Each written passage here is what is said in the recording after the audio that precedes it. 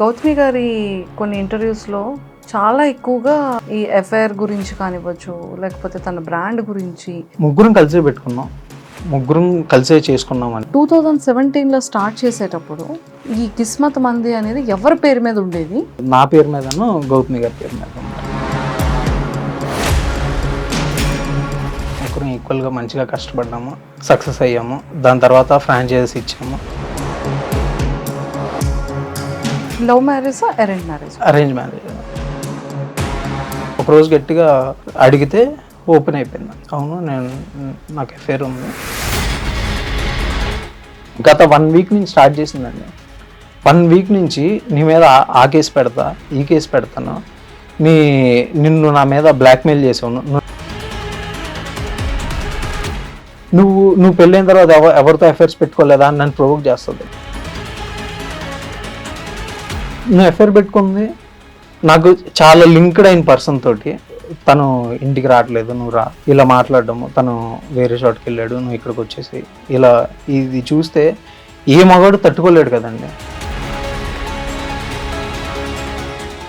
ఎవరైనా మీకు ఇన్ఫ్లుయెన్స్ చేస్తున్నారు ఇలా చెప్పమని? ఇప్పుడు ఇన్ఫ్లుయెన్స్ చేసే వాళ్ళు అయితే డే 1 రావచ్చు కదా. నేను కూడా డే 1 వచ్చే స్కోప్ నాకు ఉందా లేదా మీరు చెప్పండి. అంటే అప్పుడు రాకుండా ఇప్పుడు మీడియా ఇప్పుడు ఎందుకు వచ్చానంటే, నన్ను వారం నుంచి hi viewers, welcome to I dream. Gautami గారి కొన్ని ఇంటర్వ్యూస్లో చాలా ఎక్కువగా ఈ ఎఫ్ఐఆర్ గురించి కానివ్వచ్చు, లేకపోతే తన బ్రాండ్ గురించి అండ్ వాళ్ళ హస్బెండ్ గురించి చాలా విషయాలు మనం విన్నాం. అండ్ లైవ్లో కూడా వాళ్ళ డిస్కషన్స్ కొన్ని ఛానల్లో చూడడం జరిగింది.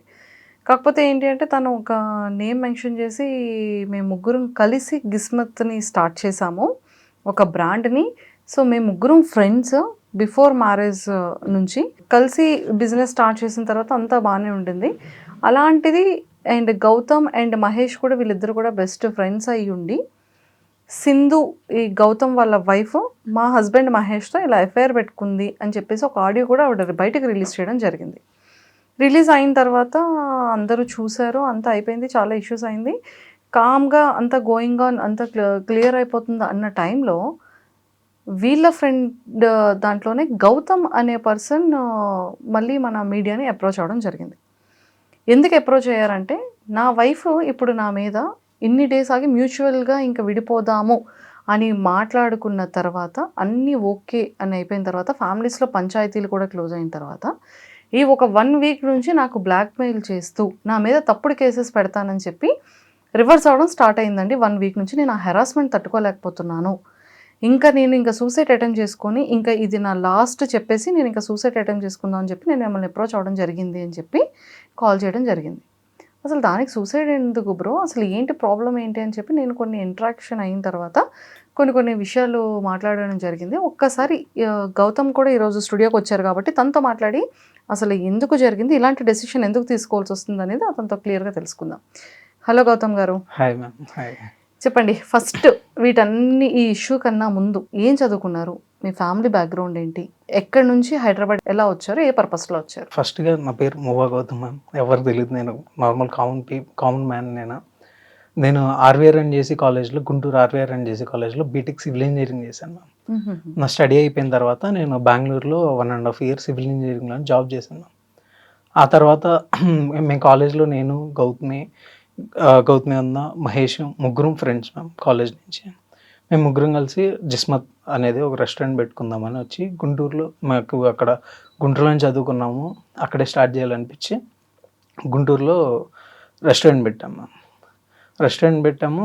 అండ్ దాని ముందర మా ఫ్యామిలీ బ్యాక్గ్రౌండ్ వచ్చేసరికి మా ఫాదర్ ఫార్మర్ అండి. నేను చిన్నప్పటి నుంచి మా నాన్న వ్యవసాయం చేస్తారు. నేను 10th class వరకు ఇంట్లోనే ఉండి చదువుకున్నా. ఆ తర్వాత ఇంటర్ తెనాల్లో చదువుకున్నా, తర్వాత బీటెక్ గుంటూరులో చదువుకున్నాను. ఆయన పొలం చేస్తానే మెల్లమెల్లగా చదివించుకొని బిలో మిడిల్ క్లాస్ ఫ్యామిలీ మాది. దాని తర్వాత రెస్టారెంట్ పెట్టుకున్నాము. మా ముగ్గురం బాగా కష్టపడ్డాము, ముగ్గురం ఈక్వల్గా మంచిగా కష్టపడ్డాము, సక్సెస్ అయ్యాము. దాని తర్వాత ఫ్రాంచైజీస్ ఇచ్చాము. అలా దాని తర్వాత హైదరాబాద్ వచ్చాము ఆ ఫ్రాంచైజీస్ వల్ల. తర్వాత బెంగళూరు వెళ్ళాము. ఓవరాల్గా 20 బ్రాంచెస్, దాదాపుగా 20 బ్రాంచెస్ వరకు ఓపెన్ చేసుకోగలిగాం మేము. చాలా మంచిగా జరుగుతుంది బిజినెస్ మాది అప్పట్లో. దాని తర్వాత 2021లో నాకు పెళ్ళయింది మ్యామ్. 2020 సింధు అనే అమ్మాయితోటి. లవ్ మ్యారేజా, అరేంజ్ మ్యారేజా? Arrange marriage ma'am. ఒక మ్యాట్రిమోనీ సైట్లో. మ్యాట్రిమోనీ సైట్లో అరేంజ్ అరేంజ్ మ్యారేజ్ మ్యామ్. దాని తర్వాత తనతో పెళ్ళయింది. హ్యాపీగా ఉండేవాళ్ళం. 3.5 years మంచిగా హ్యాపీగా ఉండేవాళ్ళం. బిజినెస్ బాగానే ఉండేది. ఆ తర్వాత ఫ్యామిలీ లైఫ్ అంతా బాగుండేది మ్యామ్. అంతా బాగున్న తర్వాత ఒకరోజు ఎందుకో నాకు ఆ అమ్మాయి ప్రవర్తన అదంతా నాకు ఒక పాయింట్లో నాకు ఏదో ఒకలాగా అనిపించింది. కంప్లీట్గా ఇదివరకు బతుకుతున్న లైఫ్ స్టైల్, ఇప్పుడు లైఫ్ స్టైల్ చాలా మారిపోయింది. అమ్మాయి ప్రవర్తన కానీ, మీ వైఫ్ వైఫ్ది ఒక టెన్స్డ్గా అలా ఉంటా ఉండేది. ఎప్పుడు చిరాగ్గా మాట్లాడుతూ ఉండేది. ఏమన్నా కలిదిచ్చినా కూడా ఇలా భయపడతా ఉంటాం. ఎప్పుడన్నా ఫోన్ చూసినప్పుడు నేను కలిదిచ్చినా ఇలా భయపడటం ఇలా చేస్తూ ఉండేది. సో నాకు దేనికి భయపడేది? మీకు భయపడేదా? నాకు అది ఒక ఇన్సెక్యూర్ ఫీలింగ్లో బతుకుతూ ఉండేది అమ్మాయి. ఎందుకో నాకు తెలియదు. ఏదో తప్పు చేస్తున్నాను అయితే నాకు అర్థమైంది. ఓకే, మీరు వచ్చేసేటప్పటికి ఫోన్ హైడ్ చేయడము. అప్పటి వరకు తన ఫోన్ ఎప్పుడూ నాకు ఇస్తూ ఉండేది. అప్పటి నుంచి గత కొన్ని రోజుల నుంచి నాకు ఫోన్స్ నా నుంచి దాచడం కానీ కొంచెం అలా చేస్తూ ఉండేది. నాకు గవాల ఫోన్ ఇచ్చినా పరిగెత్తుకుంటూ వస్తూ ఉండేది. ఇదివరకు ఎలా అంటే నాతో మాట్లాడుతుంటే నేను బెడ్రూమ్లో ఉన్నాను అనుకోండి, తన ఫోన్ వచ్చింది అనుకోండి, తన హాల్లో ఉంటే తెచ్చి గౌతమ్ అలా అది మా ఇద్దరి మధ్య ర్యాప్. తర్వాత ఏమైందంటే ఫోన్ రింగ్ అయితే గబాలను పరిగెత్తుకుంటూ వస్తుంది. మ్యాక్సిమం వదిలిపెట్టదు పక్కన అక్కడ. ఒకవేళ వదిలిపెట్టినా కూడా పరిగెత్తుకుంటూ వస్తూ ఉండేది. ఫోన్ తీసుకునేది, మాట్లాడేది. నాకు చాలా చేంజ్ కనపడింది దీనిలో మెయిన్గా నాకు. దాని తర్వాత నేను అడిగాను, ఏంటి ఎందుకు ఇలాగంటే బాగా గొడవ పడుతూ ఉండేది. ఎందుకు ఇలా అంటే సపరేట్గా రీజన్స్ చెప్తూ ఉండేది. నాకు అది ఏం సింక్ ఉండేది కాదు. సో నేను ఒకరోజు గట్టిగా అడిగితే ఓపెన్ అయిపోయింది. అవును, నాకు అఫేర్ ఉంది అని చెప్పింది. నేను ఒక 1 week బాగా డిప్రెస్ అయ్యాను. అసలు ఇదేంటి ఇంత క్లోజ్ ఫ్రెండ్ తోటి ఇలా అవటం ఏంటి, ఇదేంటి అని బాగా డిప్రెస్ అయిపోయాను నేను. డిప్రెస్ అయిపోయిన తర్వాత ఒక 2 weeks తర్వాత వాళ్ళ ఫ్యామిలీని మా ఫ్యామిలీని పిలిచి కూర్చోబెట్టి మాట్లాడాను. ఇది జరిగింది, వద్దనుకుంటున్నాను, సో నాకు వద్దు అని చెప్పేసి విడిపోయాం మేము. దాని తర్వాత మ్యూచువల్ డివోర్స్ తీసుకుందాం అనుకున్నాము. ఆ మ్యూచువల్ డివోర్స్ సంబంధించి 2-3 times మేమే ఖమ్మం వెళ్ళాము. ఖమ్మం 1 time వెళ్ళాము. వాళ్ళు ఒకసారి హైదరాబాద్ వచ్చాము. ఖమ్మంలో వాళ్ళ రిలేటివ్స్ దగ్గర జరిగింది, హైదరాబాద్లో మా ఇంట్లో జరిగింది. మ్యూచువల్ తీసుకుందాం అనుకుంటున్నాం, మాట్లాడుకున్నాము, అన్నీ అయిపోయినాయి. దాని తర్వాత తను ఏమందంటే నాకు ఫైనాన్షియల్గా నాకు ఇది జాబ్ లేదు, నాకు ఇప్పుడు ఫైనాన్షియల్గా హెల్ప్ చేయండి. నాకు అమ్మాయి అంటే జెన్యున్గా చెప్తాను చాలా ఇష్టం. నాకు ఇది జరిగిందని నేను ఉండలేకపోతున్నానే కానీ, బట్ అమ్మాయి అంటే నేను ఉన్నంతకాలం చాలా ప్యూర్గా ఉన్నా, చాలా లవ్ చేసాను అమ్మాయిని. సో ఆ ఇష్టం అనేది ఎంతో కొంత ఉంటుంది కదా మ్యామ్. ఇప్పుడు కోపం ఉన్నా కూడా ఇష్టం అనేది ఎక్కడికి పోదు కదా. దాని మీద నేనేమన్నా అంటే ప్రజెంట్ నా పరిస్థితి బాగాలేదు, కొంచెం ఇబ్బందులు ఉన్నాయి, నాకు కొంచెం టైం ఇయ్యి, నేను సెట్ చేసి పెడతాను నీకు లైఫ్, నీకు ప్రాపర్ ఇన్కమ్ సెట్ చేసి పెడతాను, నాకు లింక్ లేకుండా సపరేట్ ఇన్కమ్ సెట్ చేసి పెడతా, నేను నీకు ఆ ఒక్క ఫేవర్ అయితే చేయగలను, ఇంత ఇష్టం కాబట్టి అని చెప్పాను. ఓకే అండి, అంతా బాగానే ఉంది. మీరు ఎందుకు ఫినాన్షియల్గా ఇబ్బంది పడుతున్నారు? ఫినాన్షియల్గా ఎందుకు ఇబ్బంది పడుతున్నానంటే నాకు మనీ మేనేజ్మెంట్లో నేను కొంచెం వీక్ అయిపోయి మధ్యలో ఒకసారి ఏమైందంటే నాకు అప్పులు అయిపోయినాయి. ఒక తాహత మించి నేను ఒక సైట్ కొనుక్కున్నాను. ఆ సైట్లో అప్పులు తెచ్చి కొనుక్కున్నాను. ఆ సైటు వడ్డీలు కడతా అలా అప్పులు అయిపోయినాయి. ఒక పర్సన్ నమ్మాను, ఆ పర్సన్ కూడా కొంచెం నాకు నమ్మక ద్రోహం చేశాడు. అది అయిపోయింది. దాని తర్వాత దానికోసం నా ఆస్తులు అమ్మేసుకొని ఆ వడ్డీలు పెరిగిపోయినాయి బాగా. దానికి ఇది కంప్లీట్గా నా మిస్టేక్. అది కంప్లీట్గా ఏది 2022-23లో జరిగింది. టోటలీ నా మనీ మేనేజ్మెంట్ మిస్టేకే జరిగింది. అది మిస్మేనేజ్మెంట్ వల్ల తెలుసుకున్నాను, ఇలాంటి ఇన్వెస్ట్మెంట్లు చేయకూడదు నాకు ఇది. సో నేను ఎంతలోనే బతకాలి అని నేను సెల్ఫ్ రియలైజ్ అయిపోయాను నేను. సో దానివల్ల ఏమైందంటే నాకు ఉంది చిన్న ఆస్తులు అవి అమ్మేసుకొని నేను అప్పులు కట్టేసుకొని నా లైఫ్ స్టైల్ నేను మళ్ళీ ప్రారంభించుకున్నా. సో దానివల్ల నేను స్టేబుల్గా లేను ఫినాన్షియల్గా. అప్పుడే అప్పుడే అప్పటి నుంచి సింధు కొంచెం డిఫరెన్స్ కనపడింది. బట్ మేము విడిపోయే లాస్ట్ 4-5 మంత్స్ నుంచి మాత్రం దారుణంగా కనపడింది. ఎప్పుడైతే నా అప్పులు ఇవన్నీ నేను సింధుకి కూడా చెప్పలేదు. నాలో నేనే ప్రెషర్ తీసుకుంటా. మా ఇంట్లో చెప్పలే, సింధుకి చెప్పలే, ఎవరికి చెప్పలే. ఎందుకు నేను ఎటు స్ట్రెస్ తీసుకుంటున్నా కదా, వాళ్ళకి ఎందుకు, నాది నేనే సాల్వ్ చేసుకుందాం అంటే ఒక పాయింట్లో ఏమైందంటే నా వల్ల కూడా అవ్వక ఆ రోజు మా ఇంట్లో వాళ్ళతో ఓపెన్ అయితే మా ఇంట్లో వాళ్ళు కూడా నాకు హెల్ప్ చేశారు. పొలాలు అమ్మేసి నాకు నా అప్పులన్నీ క్లియర్ చేశారు. సో నేను మళ్ళీ స్క్రాచ్ బిజినెస్ తప్పితే నాకు ఇంకేం లేదు, బ్యాక్గ్రౌండ్ ఆస్తి కానీ ఏమీ లేదు నాకు. తను కొంచెం లగ్జరీగా కావాలని కోరుకుంటుంది. తన ఊహలన్నీ అలానే ఉండేవి. సో తన కోసమే నేను తన ఏం కోరుకుంటుందో అదంతా నేను మ్యాక్సిమం ఫుల్ఫిల్ చేశాను మ్యామ్. తనకి సపరేట్ కార్, ఎలా కోరుకునేది? తనకి సపరేట్ కార్ కావాలని ఉంది. నేను సపరేట్ కార్ కొనిచ్చా. స్టిల్ తన పేరు మీద ఉంది ఆ కార్ కూడా. నా కారు అమ్మేసుకున్నానే కానీ నాకు ఇబ్బంది వచ్చిన రోజు అమ్మాయి కారు నేను అమ్మలా. అమ్మాయి కారు ఉంది, నా కారు అమ్మేసుకున్నాను నేను. తన కారు తనకే ఉంచాను. అండ్ ఈఎంఐ మీరే కడుతున్నారా? ఈఎంఐ నేనే కడతా. నా బ్యాంక్ అకౌంట్ నుంచి కట్ అవుతుంది ఆ ఈఎంఐ కూడా ఇప్పటికి స్టిల్ ఈ రోజుకి. బట్ ఈ మ్యాటర్ జరిగిన తర్వాత నేను తీసుకున్నానులే కానీ కారు. బట్ ఉన్నంతకాలం అమ్మాయి వాడుకునేది, అమ్మాయి ఉంచుకునేది కారు. నాకు ఇబ్బంది అయిన రోజు నా కారే నేను అమ్మేసుకున్నా కానీ అమ్మాయి కారు నేను అమ్మలేదు. అంత మంచిగా చూసుకున్నాను నేను. అండ్ పెళ్ళికి మాకు ఎంగేజ్మెంట్ కూడా అవ్వలేదండి. వాళ్ళ ఫ్యామిలీ మొత్తం సాక్ష్యం దీనికి. ఆ రోజుకి మా ఎంగేజ్మెంట్ కూడా అవ్వలేదు. కోవిడ్ నడుస్తుంది. వాళ్ళ ఫాదర్కి వాళ్ళ తాతగారికి ఇద్దరికి కోవిడ్ వచ్చింది. నేను ఆ అమ్మాయిని ఆ కోవిడ్లో వాళ్ళ ఫాదర్ని నేను కారులో ఎక్కించుకొని నేను హైదరాబాద్ తీసుకొచ్చి హైదరాబాద్లో ఒక డాక్టర్ ద్వారా నేను ఇంట్లో పెట్టుకొని నేను ట్రీట్మెంట్ చేయించాను. నేను ఎంగేజ్మెంట్ కూడా అవ్వాల ఆ రోజుకి. నేను అప్పటికి తనతో ఎమోషనల్గా బాండ్ అయ్యా, చాలా కాన్వర్జేషన్. బట్ మాకు 4-5 మంత్స్ అయింది. ఆ డెప్త్కి వెళ్ళాము. అప్పుడు నేను అంత బాగా చూసుకున్నాను. నేను నాకు ఏది ఎంగేజ్మెంట్ అవ్వక ముందులో అప్పుడు నేను ఏం ఆశించి చూసుకోలేదు కదండి. ఏ ప్రూఫ్ కూడా లేదు కదా. వాళ్ళు నాకు పెళ్ళి అవుతుందని మాటలు అనుకున్నాం కానీ అసలు అమ్మాయి నాకు వైఫ్ అవుతుంది అని లీగల్గా ఏం లేదు కదా. సో నేను అప్పటికే మంచిగానే చూసుకున్నాను. నేను అమ్మాయిని ఎంత ఇష్టపడ్డానో చెప్పడానికి అదొక రీజన్. వాళ్ళ తాతగారు హాస్పిటల్లో ఉంటే నేను సింధు సపరేట్గా ఆ హాస్పిటల్ పక్కన రూమ్ తీసుకొని ఖమ్మంలో నాకు స్టిల్ అప్పటికే ఎంగేజ్మెంట్ అవ్వాలి. సపరేట్గా రూమ్ తీసుకొని వాళ్ళ తాతగారిని డే అండ్ నైట్ తీసుకెళ్ళి వాళ్ళ తాతగారి టాయిలెట్ కానీ అన్ని నీట్గా దగ్గర నుండి చూసుకున్నాను. నేను అంత మంచిగా చూసుకున్న అమ్మాయిని కానీ వాళ్ళ ఫ్యామిలీని కానీ. నేను అంత మంచిగా చూసుకుంటే అమ్మాయి ఈరోజు రివర్స్లో గత 1 వీక్ నుంచి స్టార్ట్ చేసిందండి. 1 వీక్ నుంచి నీ మీద ఆ కేసు పెడతా, ఈ కేసు పెడతాను, నిన్ను నా మీద బ్లాక్మెయిల్ చేసావు, నువ్వు నన్ను బ్లాక్మెయిల్ చేస్తున్నావు. ఏమని బ్లాక్మెయిల్ చేస్తానండి? నేను మ్యూచువల్గా వాళ్ళ లాయర్కే నేను 15,000 వేసాను. వాళ్ళ లాయర్కే వేసాను. వాళ్ళే ఏమన్నారు, 15,000 ఏమన్నాను వేసాను. సో నేను మ్యూచువల్ డైవర్స్ తీసుకోవడానికి అంత ఇష్టంగా ఉన్నాను. నేనేం బెదిరిస్తాను అమ్మాయిని? నేనేం బెదిరించట్లే అమ్మాయిని. అలాగా కేసు పెడతా ఉంటుంది. అండ్ నా ఫోన్ ట్యాప్ చేసావు అంటుంది. నాకు నీ ఫోన్ ట్యాప్ చేయాల్సిన అవసరం ఏంటి? నువ్వు అంత ఎక్కువ ఫీల్ అవుతున్నావు కానీ నాకు నీ ఫోన్ ట్యాప్ చేయాల్సిన అవసరం లేదు. నీ అంతటి నువ్వే ఒప్పుకున్నావు. నాతో డైరెక్ట్గానే నా పక్కన కూర్చొని మాట్లాడావు. నువ్వు ఎక్కడ మళ్ళీ మాట మారుస్తావని నేను అది రికార్డ్ కూడా చేసుకున్నాను. అమ్మాయి నాతో మాట్లాడడం నేను రికార్డ్ చేసుకున్నాను. నేను నా సేఫ్టీగా నాకు ఉండాలి కదా.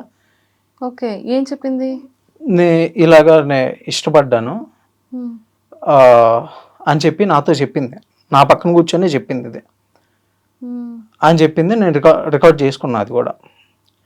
సో నేను అంతా అయిపోయిన తర్వాత ఫ్యామిలీని కూర్చోబెట్టుకుని మ్యూచువల్ తీసుకుంటే అమ్మాయి నన్ను ఇలాగ ప్రొవోక్ చేసి మాటలు అనిపించి నన్ను బాగా రెచ్చగొడితే నేను మాట్లాడతానండి. నేను ఎవరిని అన్నా నన్ను కాంది నన్ను ఎవరన్నా అంటే నేను తట్టుకోలేనండి. నేను చాలా సెల్ఫ్ రెస్పెక్ట్గా ఉంటాను. నేను తట్టుకోలేను నన్ను కాంది నన్ను ఎవరన్నా అంటే. నన్ను కాంది నన్నని నువ్వు పెళ్ళైన తర్వాత ఎవరితో అఫైర్స్ పెట్టుకోలేదా అని నన్ను ప్రొవోక్ చేస్తుంది. నాకు అసలుకి నీ మీద అంత జెన్యున్గా లవ్ ఉండి నీకోసం ఇంత చేస్తాను. నాకు అసలు ఆ థాట్ కూడా లేదు అసలుకి. నేను అసలు అలా చేయలేదు. నేను చెయ్యని దాన్ని నన్ను కావాలని ప్రొవోక్ చేస్తూ ఉండేది. ప్రొవోక్ చేస్తూ ఉన్నప్పుడు ఒక పాయింట్లో బర్స్ట్ అయినప్పుడు కొన్ని మాట్లాడతా. అమ్మాయి ఏం చేస్తుందంటే పైన కాన్వర్జేషన్ మొత్తం డిలీట్ చేస్తుంది. నేను ఏదైతే మాట్లాడానో అవన్నీ పెట్టుకుంటుంది. నేను మాట్లాడేటప్పుడు కూల్ అయ్యి మాట్లాడుతుంది మళ్ళీ. అలాగా పెట్టుకొని నువ్వు నన్ను ఇలా బెదిరిస్తున్నావు, నువ్వు నన్ను అలా చేస్తున్నావు, నువ్వు నన్ను ఇలా చేస్తున్నావు, నువ్వు నా ఫోన్ ట్యాప్ చేసావు అని అంటది. అమ్మాయి ఒప్పుకుందా? ఏమని అన్నారు మీరు? నువ్వు అంతగా అంటే నా నా పక్కనే ఉంటా, నేను ఇంత బాగా చూసుకుంటున్నా, నేను అలా నువ్వు ఎందుకు అలా ఉన్నావు అంటే, నేను అమ్మాయిని అన్నా, నీ క్యారెక్టర్ ఏంటో నాకు అర్థమైపోయింది, నువ్వు సంథింగ్ అని అన్నమాట వాస్తవమే. ఎందుకు అన్నాను, అమ్మాయి నన్ను అంతలా ప్రొవోక్ చేసింది. నువ్వు ఇది చేయలేదా, నువ్వు అది చేయలేదా, నువ్వు మనీ పోగొట్టలేదా అని ఉంది. నేను మనీ పోగొట్టా అంటే అది నా నా వల్ల పోయింది, మా డాడీ వాళ్ళు ఆస్తులు అమ్మేసి ఇచ్చారు, అదంతా అయిపోయింది. ఇప్పుడు మనీ పోగొట్టుకున్నా అంటే అది మళ్ళీ సంపాదించుకోగలుగుతాం, ఏమైనా తప్పు తెలుసుకున్నాం, సంపాదించుకోగలుగుతాం, అయిపోయింది. ఎఫ్ఐఆర్ పెట్టుకోవటం అంటే నన్ను కాదని వెళ్ళిపోవటమే కదా, దాని అర్థం అదే కదండి. అండ్ దానికి దీనికి లింక్ ఎలా పెడతారండి, నాకు అర్థం కాదు. ఎఫ్ఐఆర్ పెట్టుకోవటం అన్న మనీ పోగొట్టుకోవటం ఒకటేనా? అండ్ నువ్వు ఎఫ్ఐఆర్ పెట్టుకుంది నాకు చాలా లింక్డ్ అయిన పర్సన్ తోటి, అండ్ ఫ్యామిలీ లాగా ఉండే పర్సన్ తోటి, అండ్ బిజినెస్తో ఇన్వాల్వ్ అయిన పర్సన్ తోటి. దానివల్ల నా కెరీర్ ఎంత పోద్ది? నువ్వు అది ఆలోచించావా? ఆలోచించలేదు కదా. అసలు దానికి దీనికి లింక్ అసలు నువ్వు ఒప్పుకున్నావు, నువ్వు నాతోనే ఒప్పుకున్నావు, నీ చాట్స్ చూశాను, నువ్వు ఒప్పుకున్నావు, అన్నీ జరిగినాయి. దానికి నేను బర్స్ట్ అవ్వకుండా ఎలా ఉంటాను? నన్ను అంటున్నావు కదా, నువ్వు ఎంత చేసి ఎంత ఒప్పుకోను కూడా నేను బర్స్ట్ అవ్వకుండా ఎలా ఉంటాను? ఒక్కసారి నా ప్లేస్లో మీరు ఆలోచించండి. ఎవరికైనా ఎమోషన్ అవ్వదా? ఎవరైనా ఒక మాట అనుకుని ఉంటారా? ఇప్పుడు అవి పెట్టుకుని ఈరోజు బ్లాక్మెయిల్ చేయొచ్చు అమ్మాయి నన్ను. అంతే. చాటింగ్ ఏం చూసారు మీరు? చాటింగ్ ఏం చూసా అంటే వాళ్ళిద్దరు మాట్లాడుకున్న కాన్వర్జేషన్ చూసానండి. తప్పుగా ఏమైనా ఉన్నాయా? ఏం లేదు, తిని పిలవటం అవన్నీ ఉన్నాయండి. తిని ఎవరిని? ఎవరితో అయితే ఇంటిమేట్ అవ్వాలనుకుందో వాళ్ళని పిలవటం, కానీ తను ఇంటికి రావట్లేదు, నువ్వు రా, ఇలా మాట్లాడటము, తను వేరే చోటుకి వెళ్ళాడు, నువ్వు ఇక్కడికి వచ్చేసి ఇలా. ఇది చూస్తే ఏ మగాడు తట్టుకోలేడు కదండి. నాకు చెప్పడానికి కూడా నాకు అవ్వట్లే ఇప్పుడు. నేను అందుకే కొంచెం సెక్యూర్గా ఫీల్ అవుతున్నా. నాకు చెప్పడానికి కూడా నాకు అవ్వట్లా. అలాంటి కాన్వర్జేషన్ ఒక మగాడు అనేవాడు చూస్తే ఎలా ఫీల్ అవుతాడు? మగాడనే కాదు, ఒకవేళ ఒక ఆడపిల్ల వాళ్ళ హస్బెండ్ని చూసినా తట్టుకోలేదు కదా. అంత డీప్గా ఉండి ఒకరికొకరు ఉండి నేను అంత బాగా చూసుకుంటా ఉంటే నేను నీకేం తక్కువ చేశాను? నేను మంచిగానే ఉన్నా కదా. కాకపోతే నేను చేసిన స్ట్రగుల్ వల్ల, నేను చేసిన మనీ మేనేజ్మెంట్ మిస్టేక్ వల్ల మనకి ఎక్కడున్నాం అక్కడే ఉన్నాం, కిందకి ఉన్నాం. కాకపోతే ఎనమాలు ఉన్నాయి, పోయినాయి, అంతే కదా. బిజినెస్ అలానే ఉంది, ఇన్కమ్ అలానే ఉంది, అంతా బాగానే ఉంది కదా. నీకు లగ్జరీ కూడా ఏం తగ్గలేదుగా, నీ కారు కూడా ఎక్కడ పోలేదుగా, నా కారే అమ్ముకున్నా నీ కారు అమ్మలేదుగా. నువ్వు నన్ను ఇంత మోసం చేయాల్సిన అవసరం ఏంటి? ఇవన్నీ చేసి కూడా నేను మ్యూచువల్గా ఒప్పుకొని నీతో అసలు నాకు ఈ పెంట వద్దు, వదిలేసుకుందాము, నాకు ఫ్రీగా ఉండాలి అని నేను ఇది అయిపోయిన తర్వాత నేను ఎంత గోత్రు అయ్యానో నాకు తెలుసు, మా ఫ్యామిలీకి తెలుసు, మా అక్కకు తెలుసు, అందరికీ తెలుసు. వాళ్ళు నన్ను ప్రతిరోజు నేను హాఫ్ అన్ అవర్లో ఒక్కసారి ఫోన్ ఎత్తకపోయినా వాళ్ళు టెన్షన్ పడిపోతారండి. మా ఇంట్లో సీసీ కెమెరా వాళ్ళే పెట్టించుకొని నేనేం చేస్తున్నాను వాళ్ళే చూసుకుంటున్నారు. వాళ్ళంత డిప్రెస్ అవుతున్నారు మా ఇంట్లో వాళ్ళు. నన్ను చూసుకున్న నా శ్రేయోభిలాషులు వీళ్ళందరూ నా టైం టు టైం నువ్వేం చేస్తున్నావు గౌతమ్, నువ్వు ఎక్కడ ఉన్నావు, అందరూ నా గురించి ఇంత భయపడుతున్నారు. నేను ఇంత గోత్రు అవుతున్నా, నువ్వు ఇంత గోత్రు అవుతున్నాండి, ఇంకా నువ్వు బెదిరియటం నీకు ఎంతవరకు కరెక్ట్? ఏమని బెదిరిస్తున్నారు ఆవిడ? నువ్వు నన్ను బ్లాక్మెయిల్ చేస్తున్నావు, నువ్వు నా ఫోన్ ట్యాపింగ్ చేసావు, నువ్వు నీ మీద నేను రాంగ్ కేసెస్ పెడతాను, ఇలానే బెదిరిస్తుందండి. రాంగ్ కేసెస్ పెడితే డిపార్ట్మెంట్ వాళ్ళు కానీ లా ప్రకారంగా తీసేసుకుంటారా? ఒకటండి, ఇప్పుడు ప్రూఫ్స్ లేకుండా తీసుకుంటారా? ఇప్పుడు ఒక అమ్మాయి నాకు తెలిసి ఏం పెడతంటే, అమ్మాయి నన్ను ప్రొవోక్ చేసిన తర్వాత నేను మాట్లాడిన మాటలు పెట్టి పెడుతుంది. అండ్ అమ్మాయి నాతో మాట్లాడినప్పుడు నేను కూర్చొని కానీ అవి రికార్డ్ చేసుకున్నాయి, కానీ అవి రికార్డ్ చేసినవి ట్యాపింగ్ అని పెడతారు. అది నేను రికార్డ్ చేయలేదు, సారీ ట్యాపింగ్ కాదు, రికార్డ్ అని అందరికి తెలుస్తుంది కదా. ఇప్పుడు మీరు కూడా రికార్డ్ చేశారు కదా.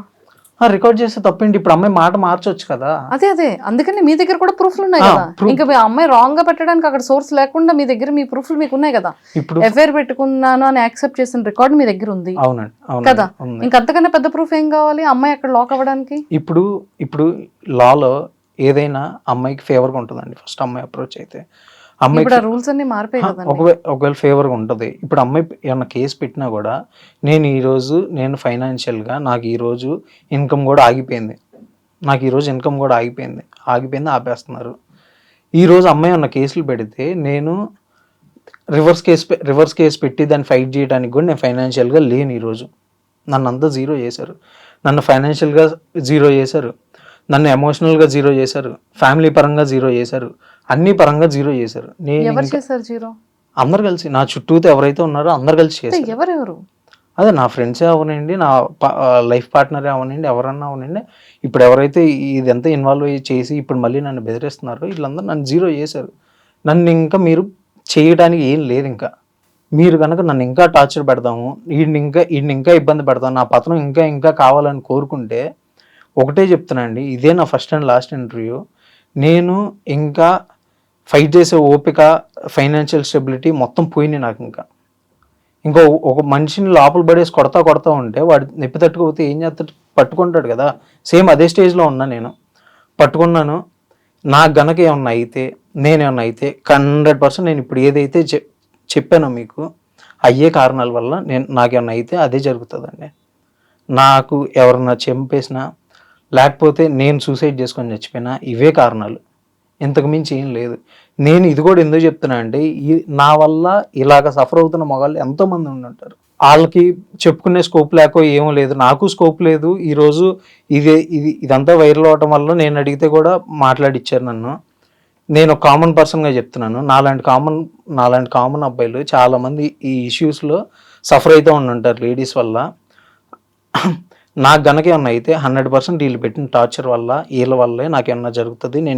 నేను చేసుకున్నా కూడా ప్రతి ఒక్కళ్ళు ఏం కారణం విత్ ప్రూఫ్స్ అన్నీ మా ఇంట్లో వాళ్ళకి, నా శ్రేయోభిలాషులకి అందరికి ఇచ్చి నేను చచ్చిపోతానండి. అయ్యో, ఎందుకు బ్రో అంతలాగా? ఎందుకు అంత పిచ్చి అంతలా అంటే నన్ను టార్చర్ పెడుతున్నారండి వీళ్ళు. కొంచెం ఫైట్ చేయండి, కానీ అంతేగాని అలా అన్ని విధాలా బ్లాక్ చేస్తున్నారు, ఫైనాన్షియల్ గా బ్లాక్ చేస్తున్నారు. వీడికి అసలు ఏం ఇన్కమ్ రాకూడదు, మేము ఫైట్ చేస్తే మా కాళ్ళ దగ్గరకు వచ్చి పడిపోయి అన్ని దారాదత్తం చేసి వెళ్ళిపోవాలి అనే దాంట్లో ఒకలాగా బ్లాక్ చేస్తున్నారు.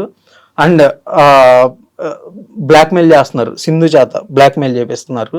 సింధు బ్లాక్మెయిల్ చేస్తుందండి నన్ను కంప్లీట్గా. అమ్మాయి నన్ను పతనం చేయాలని కోరుకుంటుంది.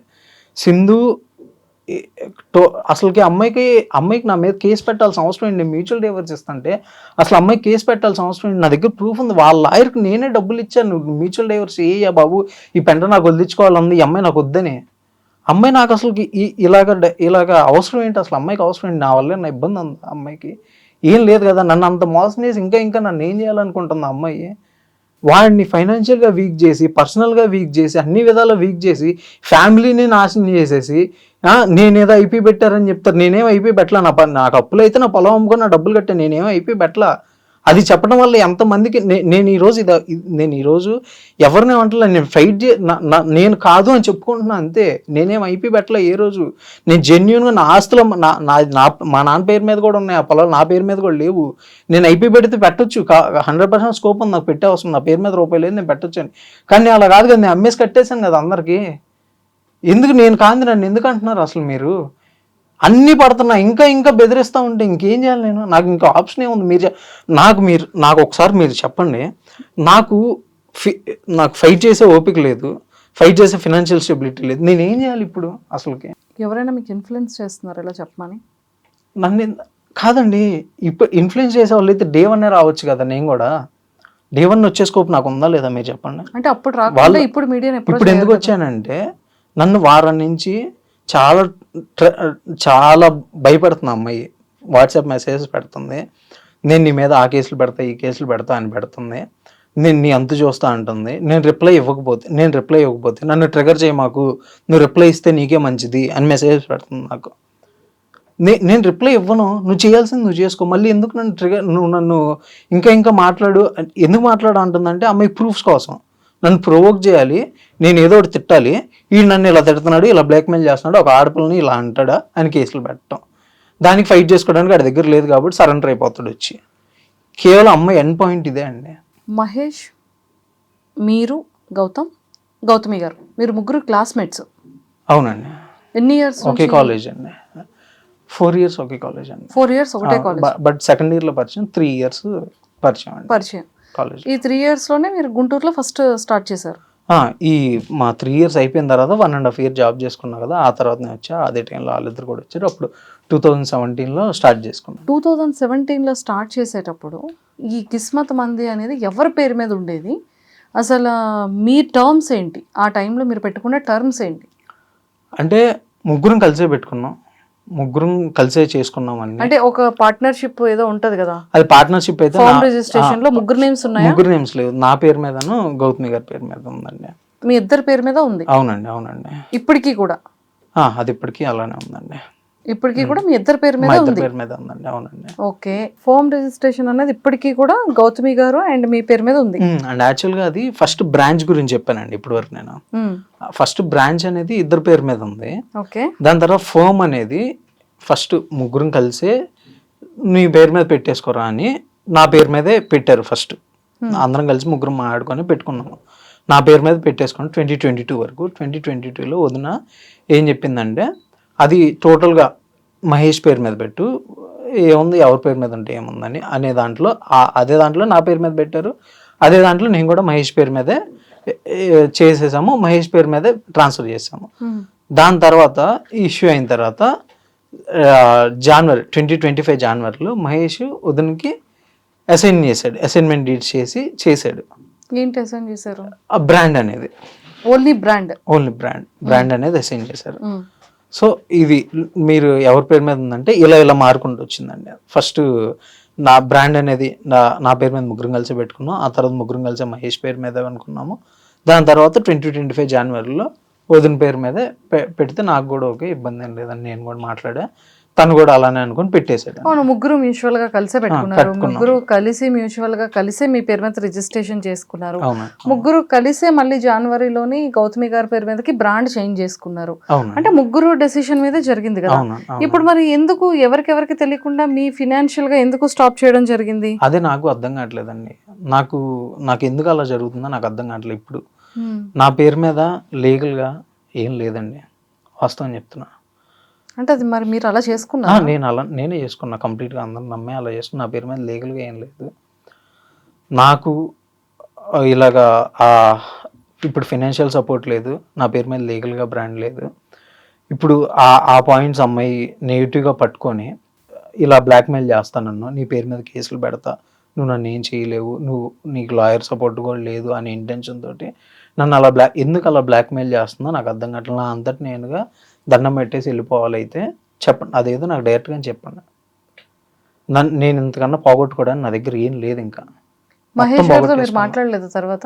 నేను మొన్నటో రీసెంట్గా మాట్లాడానండి. వాడేమంటున్నా అంటే, నేను అతను నాకు ఇస్తానని చెప్పట్లా, ఈయనని చెప్పట్లా, ఏ క్లారిఫికేషన్ నాకు ఇవ్వట్లా. ఇంకా మాట్లాడుకోవడం అనవసరం అని నాకు అనిపించిందండి. మరి ఏం చేయాలనుకుంటున్నారు మీరు? కంటిన్యూ చేయాలనుకుంటున్నారు? అదే అండి, నేను నా సాయశక్తిలో నేను ప్రయత్నిస్తా. అవ్వలేదా, నా బతుకు నేను బతుకుతా. నా బతుకు కూడా నన్ను బతుకునిట్లేదా, ఇంకేం చేస్తామండి. నేను ఊరు బాబు మీరు అందరూ వద్దు, నా బతుకు నేను బతుకుతాను, అదేమన్నా సెటిల్ చేసి పంపించండి అని దండం పెట్టి వేడుకున్నా. మీకు ఎంత రావాలి అమౌంట్? అమౌంట్ పరంగా అంటే ముగ్గురం డిస్కస్ చేసుకొని మాట్లాడుకోవాలండి. అది అమౌంట్, బ్రాండ్ వాల్యూ అనేది నాట్ ఏ ఫిక్స్డ్ ప్రైస్ కదా, అది ముగ్గురం డిస్కస్ చేసుకొని మాట్లాడుకోవాలి. లేదు కంటిన్యూగా చేసుకుందామా అంటే చేసుకుందాం, లేదు నువ్వు వెళ్ళిపో అంటే నేను హ్యాపీగా వెళ్ళిపోతా. ఆవిడకైనా ఉందా? ఆవిడ కూడా ఏం మాట్లాడట్లేదా? ఆమె పేరు మీద అసైన్ చేసి ఇచ్చారండి. వాళ్ళిద్దరు చాలా ఫైట్ చేసుకుంటున్నారు. దానిలో ఏదనేది కోర్ట్ డిసైడ్ చేస్తుంది. వాళ్ళిద్దరిలో ఎవరిదైనా కూడా నాకంటూ ఏం లేదు ఇక్కడ. వాళ్ళిద్దరికి అట్లీస్ట్ ఒక ఎవిడెన్స్ ఉందండి. ఇప్పుడు వదినకి అసైన్ చేసి ఇచ్చాడు, అది ఉంది. వాడి పేరు మీద ఉన్న సర్టిఫికెట్ ఉంది ఆన్లైన్లో. వదినకి వస్తుందో ఆన్లైన్లో ఎప్పుడు అప్డేట్ అవుతుందో అదేంటో జరుగుతుంది. అది అసైన్మెంట్ డీట్స్ అయితే వదిన దగ్గర ఉన్నాయి. ఆమె ప్రూఫ్స్ ఉన్నాయి, ఆడి ప్రూఫ్స్ ఉన్నాయి. ఏ ప్రూఫ్స్ లేదు నేనే, కాబట్టి నేనే సఫర్ అవుతున్నాను వీళ్ళందరి మధ్యలో. ఇప్పుడు నాకు ఏ దిక్కు లేదు. ఇప్పుడు ఇంకా నాకు హెల్ప్ చేయాలని అడుగుదామంటే, లీగల్గా హెల్ప్ చేయాలని అడుగుదామంటే, లీగల్గా నీ పేరు మీద ఏముందని అడుగుతారు. ఏముంది, ఏం లేదు, నేను చేసుకున్నా కదా. అలా బిజినెస్ పరంగా కూడా దెబ్బతీశారు. అయిపోయింది. అయిపోయి అసలు మీరు మీ వైఫ్ మహేష్ గారితో ఎఫ్ఐఆర్ పెట్టుకున్నప్పుడు మీరు మహేష్ గారిని కన్సల్ట్ చేశారా, అడిగారా? కన్సల్ట్ బెస్ట్ ఫ్రెండ్సే కదా మీరు మహేష్ గారు, అవునండి క్లాస్మేట్స్ కదా, అవునండి ఏం చెప్పారు? అందరూ విన్నారు కదా, అది ఆడియో అందరూ విన్నారు కదా. ఓహో, ఆడియోలో ఉన్న పర్సన్ మీరా? అవునండి.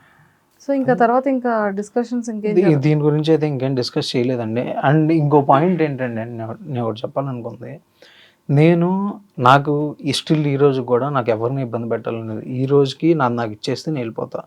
ఈ రోజుకి ఇవ్వనంటావా, అది నువ్వు నాకు క్లారిటీ ఇచ్చి ఇలా ఇబ్బంది పెట్టద్దు నన్ను, లేదంటావా ఇచ్చేసి okay well and good. Okay మోసపోయాను అనుకుంటా, సింధు విషయంలో ఎలా మోసపోయాను అనుకుంటా అలానే మోసపోయాను అనుకుంటా, వెల్ అండ్ గుడ్ నేను వెళ్ళిపోతా. సింధువా నేను నీతో అయితే కలిసి ఉంటాను, నాకు ఇష్టం లేదు, ఉండను కూడాను, నువ్వెంత నన్ను బెదిరించినా కూడా నాకు దయచేసి నువ్వు మ్యూచువల్ డైవర్స్ ఇచ్చేసి. నన్ను ఇంకా ఎవరైతే సింధు తరపున నన్ను ఇబ్బంది పెట్టాలని చూస్తున్నారో వాళ్ళందరూ కూడా మీకు సంబంధం లేని విషయం, దయచేసి మీరందరూ ఎవరు నన్ను ఇబ్బంది పెట్టద్దు కూడాను. అదండి నేను చెప్పాలనుకుంటుంది. అండ్ వీటిల్లో ఏది జరగకపోయినా అంటే నా లైఫ్ని వెళ్ళి బతుకుతా. ఇప్పుడు అమ్మాయి మ్యూచువల్ డివోర్స్ ఇచ్చినా అయిపోయినా వదిలేసుకుంటా, ఇటు బ్రాండ్ ఇచ్చినా అయిపోయినా నేను వదిలేసుకుంటాను, నా లైఫ్ నేను బతుకుతా వెళ్ళిపోయి. దాన్ని కూడా ఇంకా నన్ను గెలకాలని చూస్తే మాత్రం ఇంకేం చేస్తామండి. ఇంక నేను ఇంతకు మించి ఏం చేయలేను కదండి. అంతవరకు అలాంటి డెసిషన్ ఏం తీసుకోకండి. ఆల్రెడీ ఇప్పుడు మీరే ఇంకా అన్ని లాగేసుకున్న తర్వాత మనిషి దగ్గర ఇంకేముంటాయండి, ఏం ఉండవు కదా. ఫైట్ చేయాలంతే. మీరు ఒకసారి మాట్లాడండి, లేదు అంటే మీరు లీగల్గా మీరు కూడా అప్రోచ్ అవ్వండి, అంతే తప్ప సూసైడ్ ఒకటే దారా బ్రో. అంటే ఇంక అన్ని విధాలు మూసేసి మా ఫ్యామిలీ వాళ్ళు ఆ రకంగా బాధపడుతూ ఉంటే, నేను ఉన్నంతకాలం నన్ను ఇలా టార్చర్ పెడుతూ ఉంటే వాళ్ళు బాధపడక ఏం చేస్తారండి, ఏం చేయలేరు కదా. ఇప్పుడు ఇది అయిపోయిన తర్వాత ఇంక అందరు టార్గెట్ పెడతారు, ఇంక నన్ను పెడతారు. పెట్టండి భరిస్తా ఓ పాయింట్ వద్ద ఆ రోజు చేయాల్సింది చేసుకుంటా. ఇంకా మీరు అంతవరకు డెసిషన్ తీసుకోకండి. మీరు ఇప్పుడైతే వచ్చారు కదా, అసలు మీ పరిస్థితి బాగాలేదు, ఓకే, చాలా డిప్రెస్డ్గా ఉన్నారు, ఓకే, అవన్నీ వదిలేసి ఫస్ట్ మ్యూచువల్గా మీరు ఏదైతే మాట్లాడుకున్నారో ఒకసారి మళ్ళీ మీరు కూర్చోండి, మళ్ళీ మీరు మాట్లాడుకోండి, అది క్లియర్ చేసుకోండి, ఓకే. ఈ సూసైడ్ థాట్స్ అనేది అంతవరకు కూడా మీరు వెళ్ళకండి, అర్థమైందా? సో అసలు ఫస్ట్ ఈ ప్రాబ్లం ఏంటి అనేది, ఇంకా అసలు అమ్మాయి ఎందుకు పెట్టాలనుకుంటుంది ఏంటి, ఇంకొకసారి కనుక్కోండి. అడుగుతున్నానండి, అంతేనా? నిజంగా తను అలా అనుకుందా, లేకపోతే మీకు ఎవరైనా ఇన్ఫ్లుయెన్స్ చేయడం కానీ, ఎవరైనా పంపించడం కానీ? అమ్మాయి నాతోనే చాట్ చేసింది ఇదంతా. నేను అసలు ఇంతవరకు నన్ను ఎవరు ఇన్ఫ్లుయెన్స్ చేయడానికి ట్రై చేయాల, నన్ను ఎవరు ఇన్ఫ్లుయెన్స్ చేయలేదు. నాకు సపోర్ట్ కావాలని మిమ్మల్ని అడిగి మీడియాకి ఏమైనా పంపించడం కానీ? అస్సలు నన్ను ఎవ్వరు చేయలేదు. నాకే తట్టుకోలేక ఈరోజు నేనే కదా మిమ్మల్ని అప్రోచ్ అయ్యింది, నేనే అప్రోచ్ అయ్యాను. ఒక ఫ్రెండ్ ద్వారా మీ నెంబర్ తీసుకొని మిమ్మల్ని అప్రోచ్ అయ్యాను. నాకు మీరు మీ బాధ చెప్పుకోండి అంతే అని చెప్పారు. నా బాధ నేను చెప్పుకున్నాను. మీరు నన్ను నేను చెప్పే నమ్మటం ఏంటని నన్ను అడిగారు. నేను మీకు క్లారిఫికేషన్ ఇచ్చాను దానికి. నేను చెప్పింది కనుక ఒక్కటి తప్పైనా మీ మనసుల మీద మీరు చేతులు వేసుకొని చెప్పుకోండి. నేను చెప్పింది ఒక్కటైనా తప్ప, నేను ఇదంతా మీతో డైరెక్ట్గా ఎప్పుడు మాట్లాడలేదా? మాట్లాడే కదా, మిమ్మల్ని రిక్వెస్ట్ చేసుకున్నాగా, దాదాపు బెగ్గింగే చేసుకున్నా కదా. అయినా కూడా మీరు నాకు ఏ క్లారిఫికేషన్ ఇవ్వకుండా, నాకు ఏం చేయకుండా ఎన్నాళ్ళని పడాలి నేను? ఎందుకు నాకు ఇలాగా? ప్లీజ్ నన్ను ఇంతటితో వదిలేసేయండి. నాకు అసలు వద్దు, నేను వెళ్ళిపోతాను. ప్లీజ్ దయచేసి నన్ను వదిలేసేయండి. ఇదేంటి నేను చెప్పాలనుకుంటున్నా. ఓకే, గౌతమి గారు ఏమైనా మీకు మీడియాలోకి ఏమైనా ఇలాగా? లేదండి, ఆమె గనక చెప్పాలనుకుంటే, నేను ఆమె హెల్ప్ తీసుకోవాలని నేను అనుకుంటే, ఆమె వెళ్ళిన రోజే నేను నీకు సపోర్ట్గా ఉంటాను, నేను కూడా లాభపడతాను, ఇద్దరం కలిస్తే, నీతో కూడా నేను కలిస్తే నాకు పెద్ద స్ట్రెంత్ అయితే ఇద్దరికి అని నేను మాట్లాడుకొని నేను వెళ్ళొచ్చు కదండి. నాకు స్ట్రెంత్ లేనండి, నేను స్ట్రెంత్ ఉన్న ఆమెతో పాటు కలిస్తే ఆమెకు న్యాయం జరిగితే 100% నాకు జరిగింది. ఆ రోజే ఆ రోజు ఆమె నన్ను అడగలేదు, నేను వెళ్ళలేదు. అందట్టు ఆమెకు కూడా జస్ట్ ఇంటిమేషన్ చేసి అంతే, నేను ఆమె హెల్ప్ ఏం తీసుకోవాలో ఇలా వెళ్తున్నా అని చెప్పి, అంత మించి ఏం లేదు, అంతే అండి. ఓకే, మీకు కావాల్సింది ఏంటంటే ఎవరితో సంబంధం లేకుండా నేను న్యాయం కూడా మీ మనసుకి ఏ న్యాయం అనిపిస్తే అదే చేయండి, బట్ ఏదో ఒకటి చేయండి, నాకు ఏదో క్లారిఫికేషన్ చేయండి. అంటే ఏం వద్దు, లేదు నీకేం బ్రాండ్ లేదు వెళ్ళిపోరా అని చెప్పు, క్లారిటీ చెప్పేసి వెళ్ళిపోతా. బట్ నీకు తెలుసు కదా ఎవరిదేంటో, అజ్జి సింధు, నీకు కూడా నువ్వు మ్యూచువల్ డైవర్స్ ఇవ్వు, దయచేసి ఇవ్వు. నేను నిన్ను ఏమంటలా, నేను నిన్ను నాకు ఇప్పుడు దాకా చేసిన చాలు, ఇంకెప్పుడు మన ఇద్దరం ఒకరికొకరు మాట్లాడుకోవద్దు, ఏమొద్దు. నీ దారి నువ్వు చూసుకో, నా దారి నేను చూసుకుంటా. నేను నిన్ను ఏం చేయలేదు, ఏం చెయ్యను కూడాను. నువ్వు కూడా నన్ను దయచేసి ఏం చేయ, మాకు ఏమి తప్పుడు కేసులు పెట్టొద్దు, ఏమి చేయొద్దు. అదే అండి నేను చెప్పాలనుకున్నా. ఓకే, మొత్తానికి మీ ప్రాబ్లం ఏంటి అనేది ఈ వీడియో ముందుకు వచ్చి క్లారిఫై చేసుకున్నాను.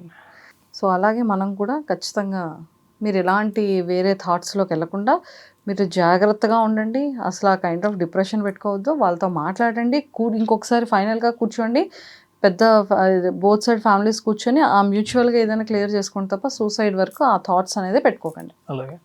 అండ్ ఇంకోటి లాస్ట్లో నేను మీడియాకి వచ్చింది ఎందుకంటే నాకు ఏ లీగాలిటీ లేదు కాబట్టి నేను మీడియాకి వచ్చాను. నేను లీగల్గా చూసుకోవడానికి నేను అందరిని నమ్మేసి నా పేరు మీద ఏం లేకుండా పెట్టుకున్నాను. సో నాకు లీగాలిటీ లేదు కాబట్టి నా బాధ నువ్వు చెప్తుంటే ఎవరు వింటలేదు కాబట్టి, నీ మనసుకి నీకు తెలుసు కాబట్టి, నువ్వు నాకు చెప్పే స్కోప్ కూడా ఇవ్వట్లేదు కాబట్టి నీకు తెలియపరచడానికి నేను వచ్చాను. అంతేగాని నువ్వు ఈరోజు మీడియాకి వెళ్తే న్యాయం జరుగుతుందా అంటే, అట్లీస్ట్ నీకు మనసుకి కొడుతుంది కదా, ఒక పాయింట్లో ఒక మనిషికి ఏదో పాయింట్లో కొడుతుంది కదా. ఈడి ఎంత గోత్రో అయితే అక్కడ దాకా వెళ్ళాడు, వాడికి అందరికీ తెలుసు. నేను అనేవాడిని సోషలైజ్ అవ్వను, నేను అనేవాడిని బయట అనే పాయింట్ అందరికీ తెలుసు. నేను ఇంత హార్ట్ బ్రేకే వచ్చాయంటే వాడు ఎంత సఫర్ అవుతున్నాడు అనేది దయచేసి కొంచెం ఆలోచించుకోండి మీరే. ఇంకా థ్యాంక్స్ అండి నాకు ఈ ప్లాట్ఫామ్ ఇచ్చినందుకు. థ్యాంక్స్. అండ్ మీరు కూడా మంచి వ్యక్తి, మీరు అలాంటి థాట్స్ అనే సైడ్కి వెళ్ళకుండా ఫైట్ చేయండి, ఫ్యామిలీస్ని కూర్చోబెట్టుకొని మ్యూచువల్గా క్లియర్ చేసుకోండి తప్ప సూసైడ్ థాట్స్ అనే దానికి పెట్టుకోకండి. మనిషి చచ్చిపోతే ప్రాబ్లం సొల్యూషన్ అయిపోతుంది అని అనుకోకండి. ఇదంటే పిరికి వాళ్ళు చేసే పని.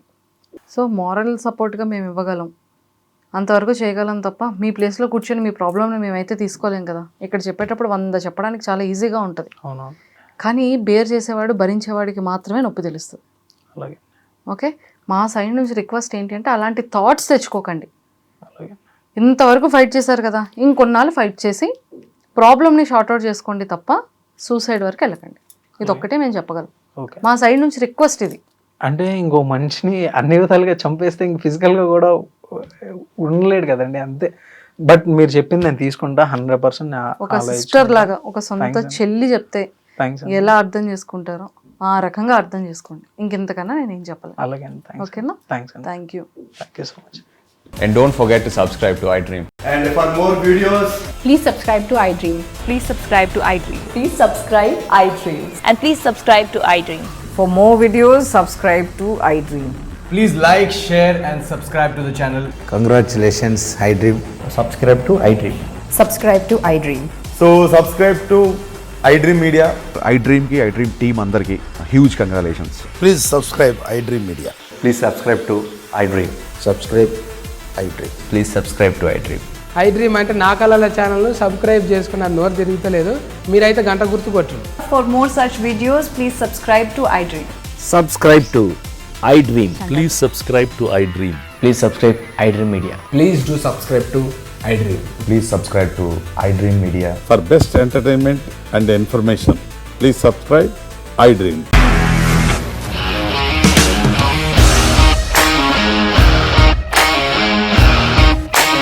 ఇండస్ట్రీలో కమిట్మెంట్ ఇష్యూస్ వస్తే నీకు కూడా వచ్చినట్టు మార్నింగ్ తీసుకెళ్ళాడంటే కొట్టి పడేస్తాడు.